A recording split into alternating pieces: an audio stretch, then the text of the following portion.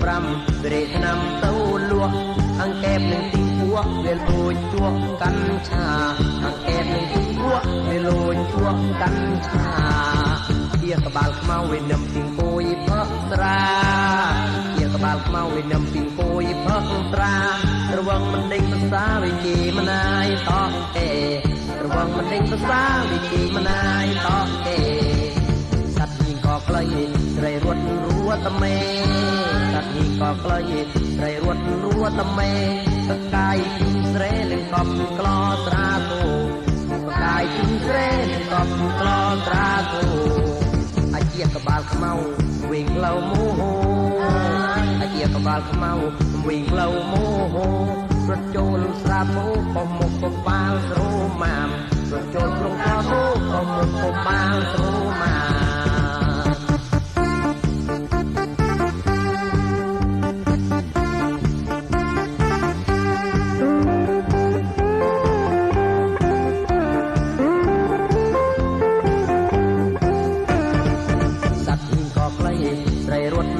តមេសត្វនេះក៏ក្លែងត្រីរត់រួតមេតកាយពីស្រែនឹងកំក្លោត្រាគោតកាយពីស្រែនឹងកំក្លោត្រាគោអាជាក្បាលខ្មៅវិញក្លៅមោអាជាក្បាលខ្មៅវិញក្លៅមោ